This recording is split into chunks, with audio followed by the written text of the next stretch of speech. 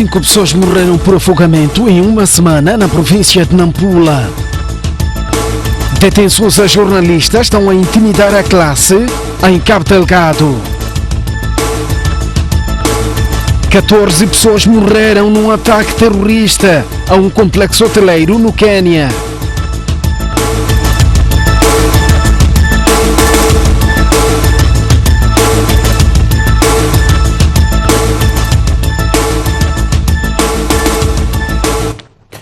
Muito boa noite, bem-vindos ao jornal. 4 antigos guerrilheiros da Renamo e um civil disputam hoje a sucessão de Afonso de Jacama. As candidaturas foram todas submetidas na tarde desta quarta-feira.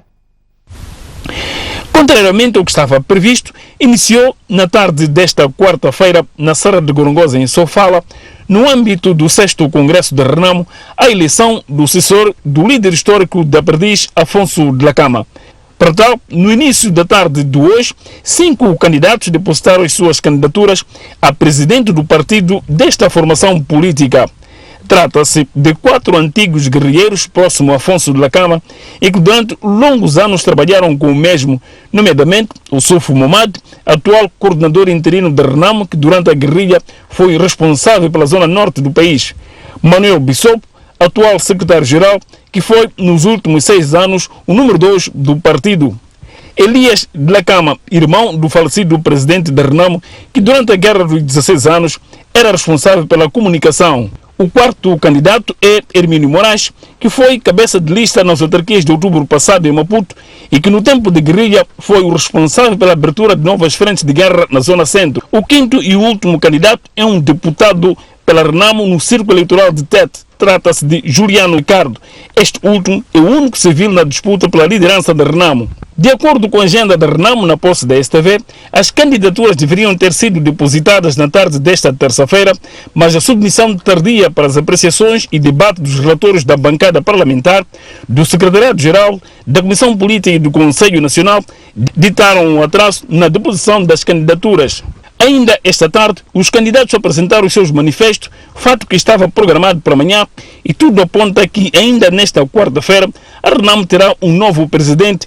Para além da eleição do novo presidente, a Renamo elegerá igualmente novos membros da Comissão Política, do Conselho Nacional e um novo secretário-geral.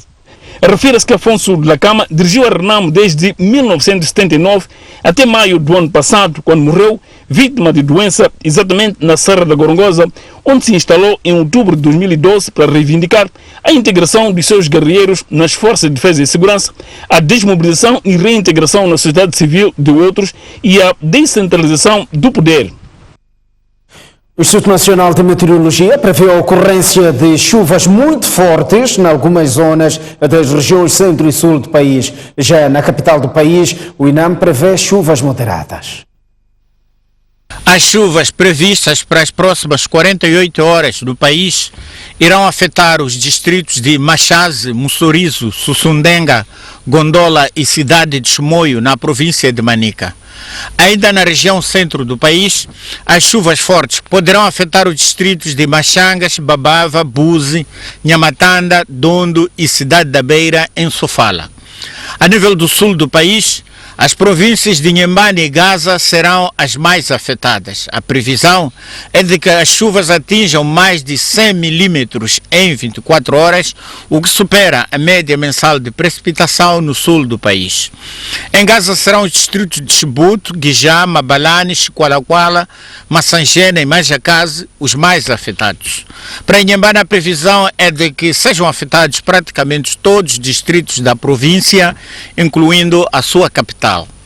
Menos chuva está prevista para a província e cidade de Maputo, podendo cair em regime moderado a forte, com uma precipitação entre 30 e 50 milímetros. O INAM promete atualizar a previsão na manhã desta quinta-feira e apela para a tomada de medidas contra os riscos que decorrem de ventos fortes, chuvas intensas e descargas atmosféricas. Em apenas uma semana, 5 pessoas morreram por afogamento e outras 5 são dadas como desaparecidas na província de Nampula. A Polícia Costeira, Lacustre e Fluvial está preocupada com a situação e apela para a observância das medidas de segurança neste período chuvoso.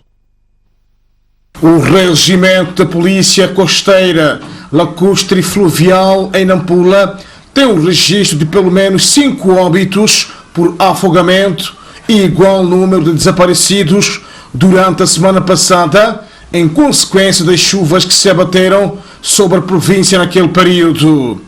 Temos registro de muitos casos de mortes em rios, afogamentos em praias, nos poços caseiros, entre outras coisas. Não falar de pessoas arrastadas pela fúria das águas que têm caído nos últimos momentos. Estamos a falar de pessoas que estão a morrer. Só para ilustrar, durante a semana tivemos registro de 5 casos de afogamentos. Só falar de 5 mortes. Nós consideramos óbitos afogados quando confirmarmos de fato esta pessoa morreu, retiramos o corpo. Então, 5 pessoas estão desaparecidas? São desaparecidas. Não sabemos que de um dia para o outro podem aparecer. Mas tudo indica que o período, naturalmente, a situação pode se complicar.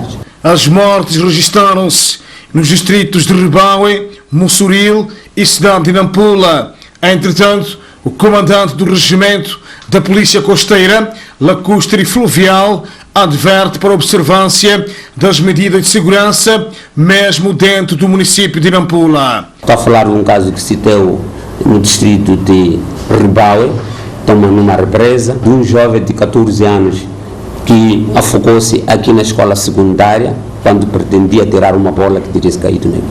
Estou a falar de 3 casos que se deram no distrito de Mussuril. Não foge também aquilo que é os problemas da nossa cidade. Estou a falar de algumas vias de acesso que dá acesso a uma escola, estão onde tem riachos, mas não tem alguma construção para questão de travessia condigna. Enquanto isso, as exortações vão continuar junto das comunidades, principalmente em locais de maior aglomerado populacional. 4 jovens de nacionalidade sul-africana estão desaparecidos desde a tarde de segunda-feira na Ilha dos Portugueses, em Maputo. Os jovens, que no total eram 8, encontravam-se em Moçambique para comemorar o aniversário de uma das vítimas desaparecida. O que era para ser celebração de mais um ano de vida pode ter acabado em tragédia. Tudo começou quando um grupo de jovens sul-africanos escolheu Moçambique, sobretudo a Ilha dos Portugueses, para comemorar o 24º aniversário de uma de suas amigas.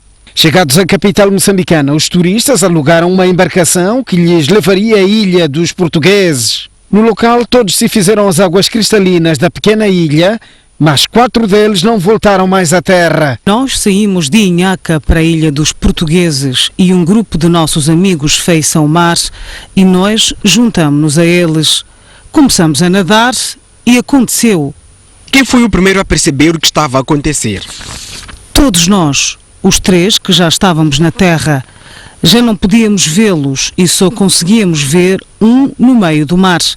Por isso tentamos nos aproximar e disse a um dos nossos amigos para ligar para o pessoal da embarcação para ir buscá-la.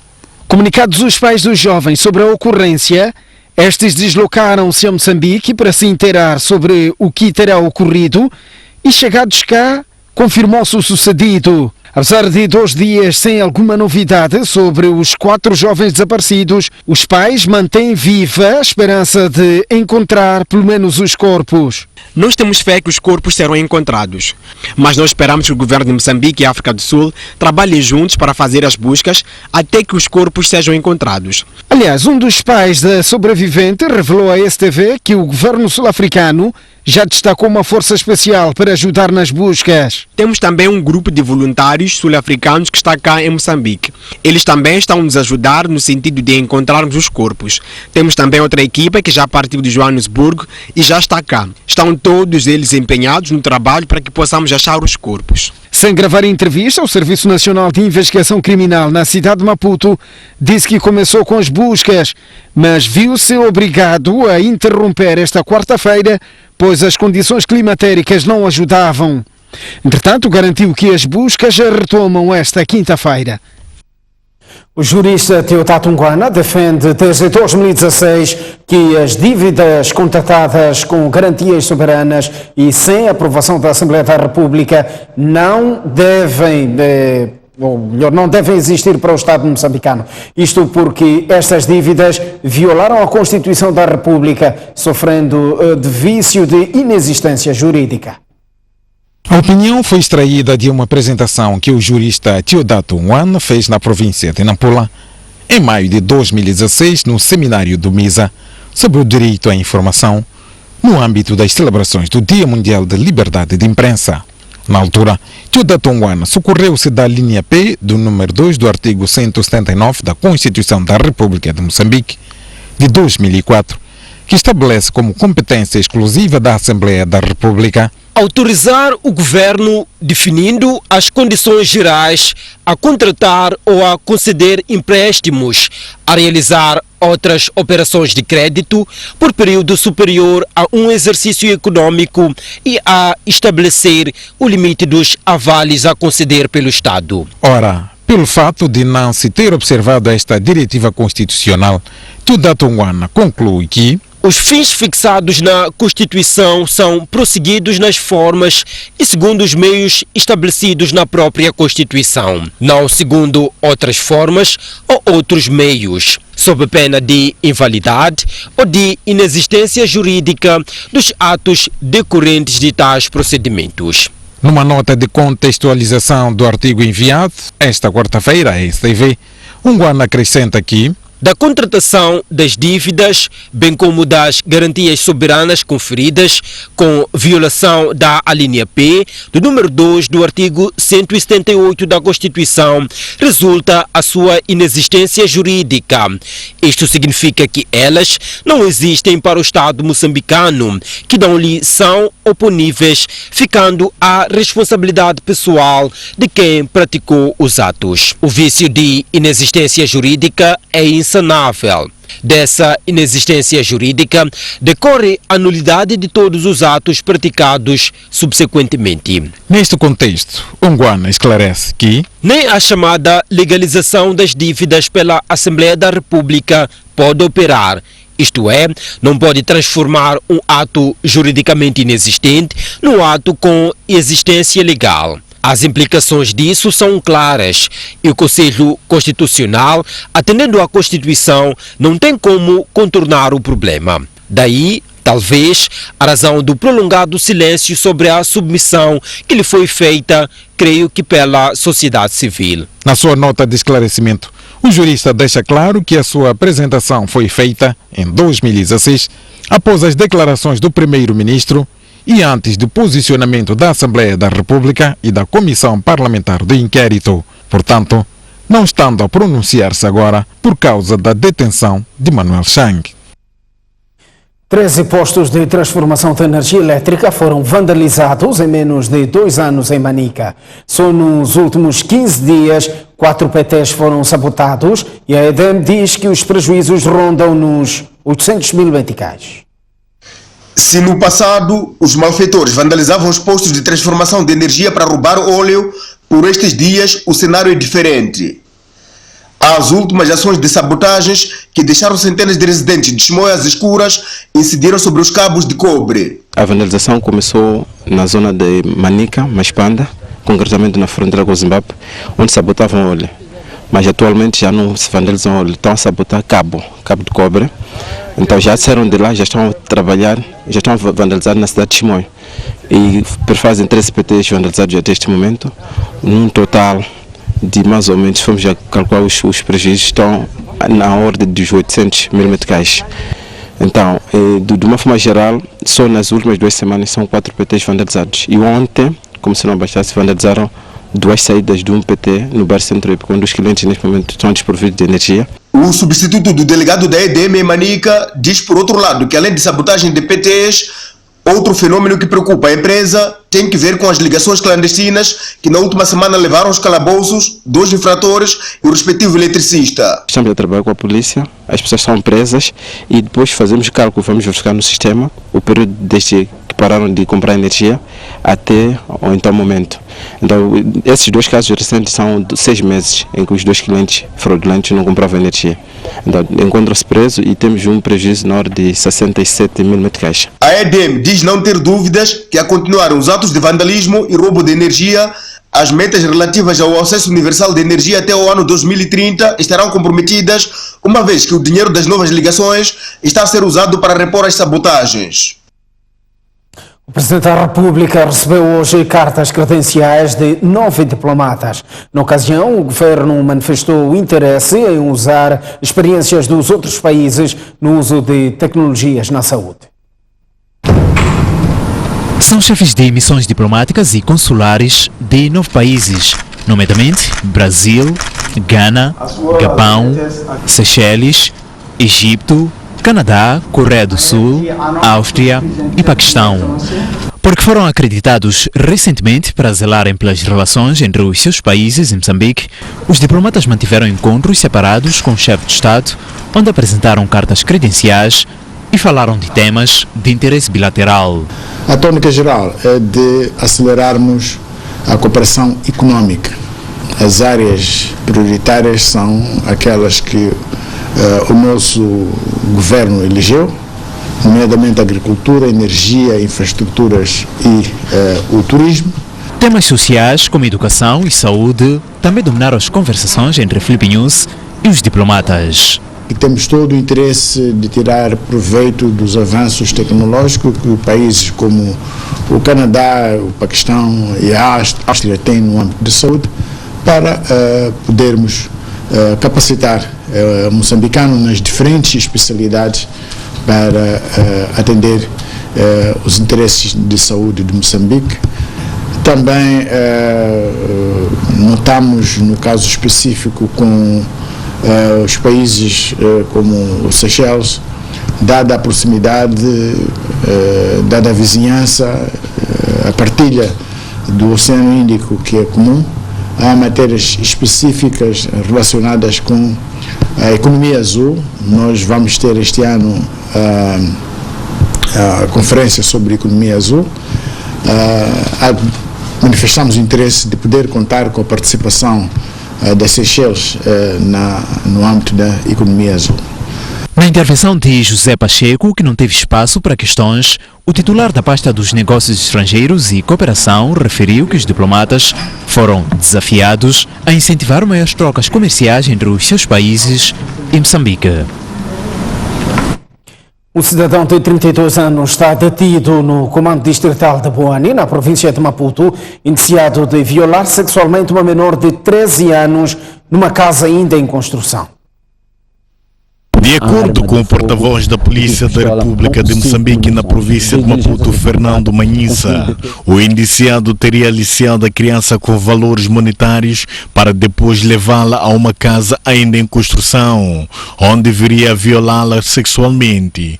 O violador foi descoberto pela avó da menor quando este lhe levava à sua residência após cometer o crime. A miúda tratou de contactar a mãe e comunicou à mãe, e juntamente com a mãe vieram aqui ao comando distrital Pierre-Boane para denunciar o fato. Falando à nossa equipe de reportagem, o indiciado nega que tenha sido uma violação sexual, alegando que o ato ocorreu com consentimento da menor. Nas celas do mesmo comando está também este jovem que é indiciado de ter violado uma criança de apenas 1 ano. Ele nega ter cometido o crime. Fernando Manhissa, porta-voz do comando da polícia na província de Maputo, disse que a menor em causa contraiu ferimentos graves e foi levada para uma unidade sanitária para cuidados médicos. Saímos a esta altura para uma curta pausa. Voltamos dentro de instantes com melhor de informação. Até já.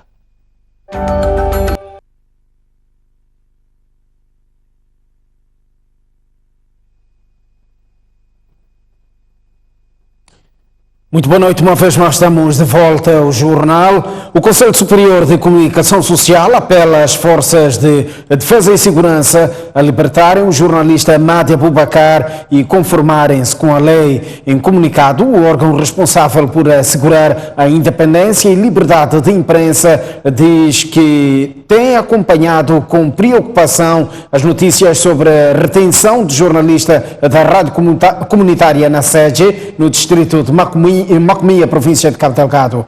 O Conselho manifesta ainda a preocupação em relação às palavras proferidas pelo porta-voz da PRM em Cabo Delgado, segundo as quais Amada Boubacar está envolvido num caso delicado e alerta que a situação não tem qualquer enquadramento legal. Além disso, diz o Conselho Superior de Comunicação Social, todo cidadão tem direito à defesa e a um julgamento em devido processo criminal cuja prossecução é da competência das autoridades judiciais. Ainda sobre este assunto, as detenções a jornalistas em Cabo Delgado estão a intimidar os profissionais de comunicação social.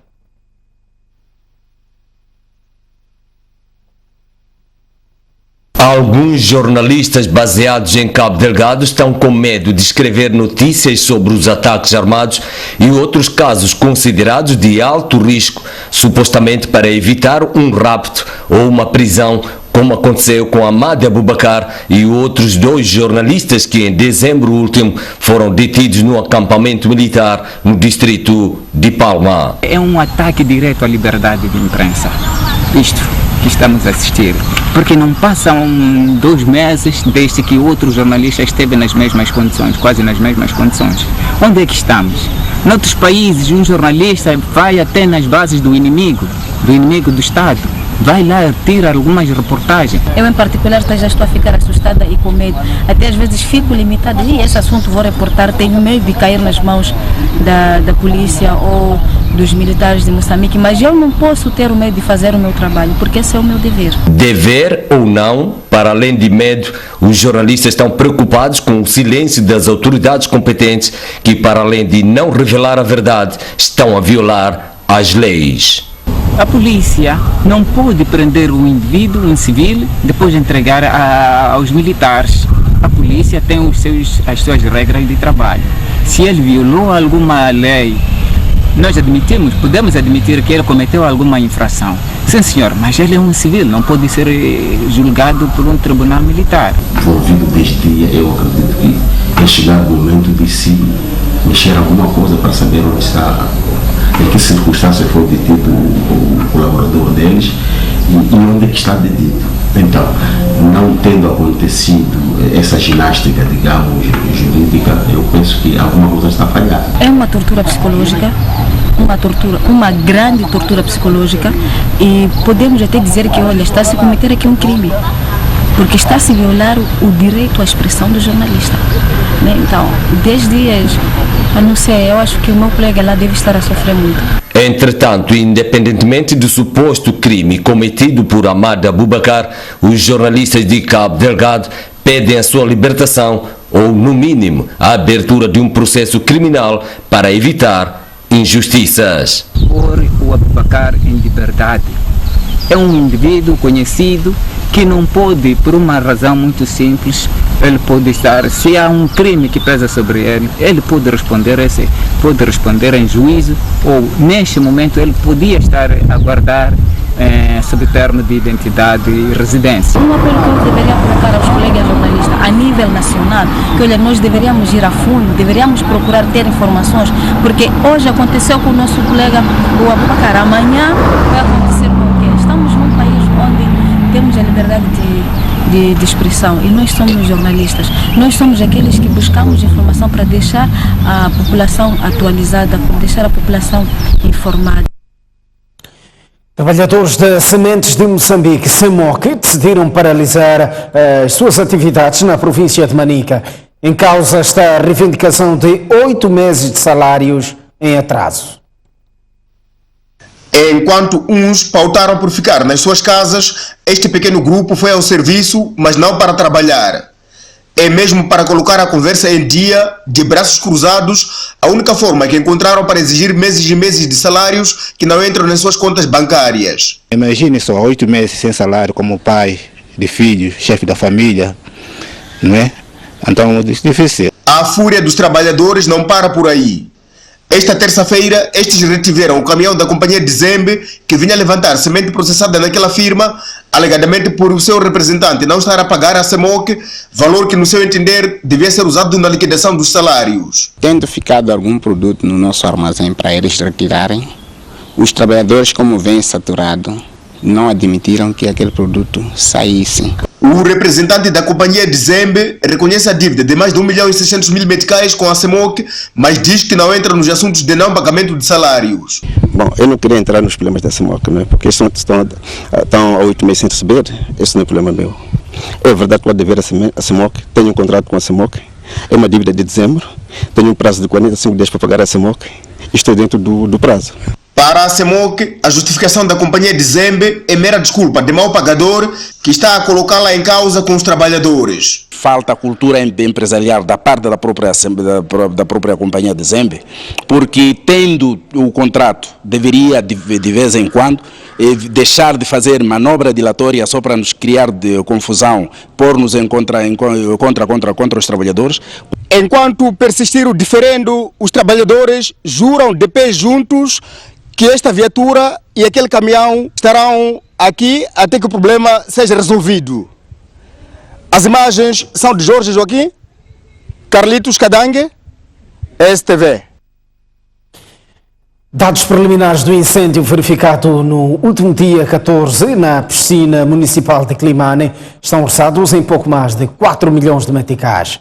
Silima Chitato, proprietário da Inhambaro Chilling, que estava a gerir as instalações onde funcionava a discoteca, diz que nada foi recuperado. Depois do incêndio ocorrido nas instalações onde funcionava a discoteca Inhambaro Chilling, no recinto da piscina municipal de Climane, neste momento restam apenas escombros. O proprietário da referida discoteca diz que os prejuízos estão orçados em mais de 4 milhões de meticais. Não se recuperou quase nada. Inclusive tinha uma aparelhagem que chegou há dias, já na semana passada, que ia fazer parte do pub e a parte de baixo. Aqui a parte de baixo, aqui ia ter uma cobertura e que ali embaixo ia ter uma aparelhagem. Então essa aparelhagem chegou e que era para ser montada, estava lá em cima e não se montou a aparelhagem, a aparelhagem foi junto. Nesse momento estamos a falar, o técnico de som está na beira, estava a comprar algum material que não veio, alguns acessórios que não vieram com a aparelhagem, que era para começar a fazer a montagem, para se fazer o acabamento também do próprio pub. Entretanto, um grupo de jovens da cidade de Climane decidiu desencadear um movimento de solidariedade para apoiar nos trabalhos de reposição da discoteca.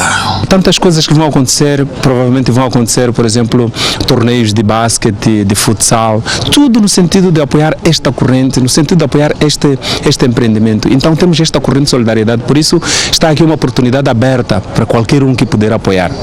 Não podemos olhar o fulano de XYZ, mas a cidade, a província, o país, e nós queremos como pessoas que vivem em Climane, como jovens sobretudo que vivem em Climane, começar com este movimento de solidariedade.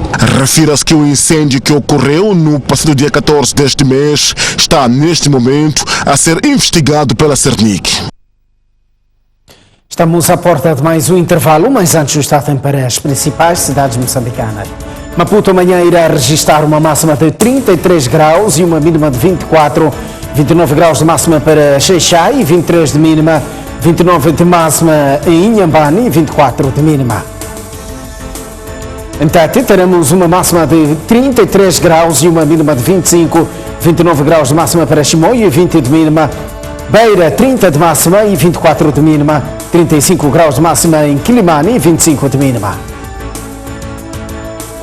No norte do país, a cidade de Lixinga terá uma máxima de 26 graus e uma mínima de 16, 31 de máxima em Pemba e 24 de mínima. Nampula, 32 de máxima e 24 de mínima. Até já.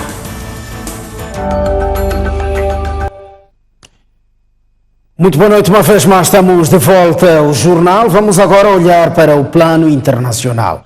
Continuam manifestações antigovernamentais no Zimbábue. Um pastor influente e ativista de direitos humanos foi hoje detido pelas forças de segurança sob acusação de incitamento à violência. Helicópteros militares, polícias antimotim em confrontos com milhares de zimbabueanos nas ruas de Harare e Bulawayo caracterizam o segundo dia de manifestação contra a subida do preço do combustível em 150% no Zimbábue.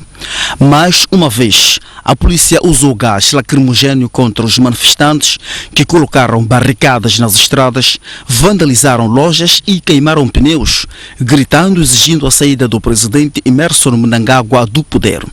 A maior organização dos sindicatos do Zimbábue convocou 3 dias de greve geral, sendo que esta quarta-feira é o terceiro dia e 5 pessoas já morreram, incluindo um polícia, e mais de 200 manifestantes foram detidos. Ivan Mawariri, pastor e ativista influente dos direitos humanos, foi detido esta quarta-feira pelas forças de segurança, acusado de incitar a violência pública. O presidente Mnangagwa, que se encontra na Rússia, apelou aos cidadãos para ficarem calmos. 14 civis morreram num ataque terrorista a um complexo hoteleiro no Quênia. Os 4 atacantes pertencentes ao grupo extremista Al-Shabaab também foram mortos. Eram 15 horas de terça-feira quando uma forte explosão atingiu 3 veículos junto a um banco. De seguida, um homem suicida fez-se explodir a entrada de um complexo hoteleiro luxuoso de Nairobi. As câmaras de segurança filmaram 4 homens que entraram no complexo Dusit D2, que inclui um hotel, bares, restaurantes, bancos e escritórios. Os atacantes fizeram de reféns várias pessoas, tendo-se ouvido vários tiros por longas horas. Após mais de 16 horas de negociação, 15 civis foram mortos, incluindo 11 quenianos, um norte-americano, um britânico e mais 2 pessoas sem bilhetes de identidade. Os 4 atacantes também foram mortos pela polícia do Quênia, que conseguiu resgatar mais de 700 pessoas. O grupo extremista Al-Shabaab reivindicou o ataque e fala de 47 civis mortos. Ataques de Al-Shabaab têm sido recorrentes no Quênia desde que este país decidiu ajudar militarmente a Somália no combate ao terrorismo. Em 2013, Al-Shabaab atacou um centro comercial Westgate, matando 67 pessoas, e em 2015 invadiu a Universidade de Garissa, onde matou cerca de 150 estudantes. O principal líder da oposição convocou para hoje uma moção de censura contra o governo de Theresa May, que viu o seu projeto de Brexit ser chumbado por uma maioria esmagadora. Tudo indica que o Reino Unido poderá não sair da União Europeia, pelo menos até 29 de março, conforme o previsto. Agravou-se a crise política do governo britânico de Theresa May após o Parlamento ter chumbado o projeto de saída do Reino Unido da União Europeia com 432 votos contra e 202 a favor.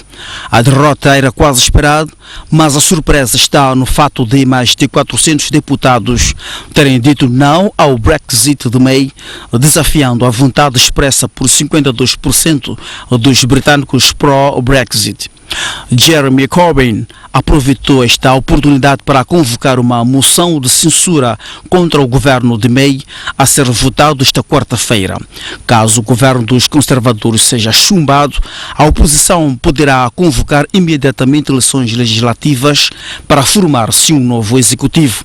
Vários empresários britânicos receiam que o Reino Unido possa sair da União Europeia sem nenhum acordo, uma situação perigosa para os seus negócios. O Parlamento Europeu está reunido em França para debater os próximos passos perante a reprovação do projeto de Theresa May. De volta ao país e com o desporto, a empresa que efetuou o traspasse do estádio 25 de setembro e assumiu a construção do novo campo com o município de Nampula reagiu à comunicação do município sobre quem recai a responsabilidade na reabilitação do novo estádio de Mohala.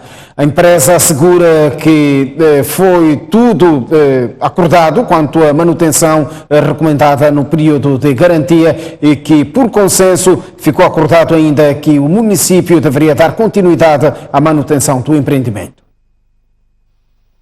Depois da STV ter mostrado o estado e a situação em que se encontra o Estado Municipal de Moala, a empresa que negociou o transpasse e a construção do novo empreendimento decidiu aparecer para esclarecer alguns factos, entre eles que não tem mais nada a fazer, uma vez ter sido do consenso que, terminado o prazo de garantia, a responsabilidade na reabilitação seria do município de Nampula, como aliás consta no documento exibido. Segundo o acordo firmado entre a empresa e o município, haveria uma responsabilidade na manutenção do imóvel até um certo prazo, e fim daquele prazo, efetivamente, extinguiria essa responsabilidade da empresa. E a prova disto é que, depois deste prazo, o município emitiu esta informação, dando conta que, a partir daquele momento, passaria a responsabilizar-se pela manutenção. A empresa diz-se indignada com as declarações do novo executivo municipal, segundo as quais não foram encontrados documentos do acordo firmado. Nós não conseguimos localizar nenhum documento. Estamos escolhidos de surpresa com esta informação. A documentação que nós temos é esta, que prova a extinção da responsabilidade da empresa no que tange à manutenção do imóvel. Quanto a esta informação que fora veiculada, nós praticamente nunca tivemos nenhuma comunicação, nem formal, nem informal do município. O negócio de transpasse e construção do Estado Municipal de Moala foi realizado entre um grupo de empresários e a Idealidade antes do mandato do falecido edil Mahamud Amurani. A infraestrutura foi inaugurada em 2015, mas já foi encerrada pelo município. Informação em modo permanente para acompanhar na STV Notícias a partir das 9 da noite. O ponto final do jornal. Graças pela atenção dispensada. Boa noite.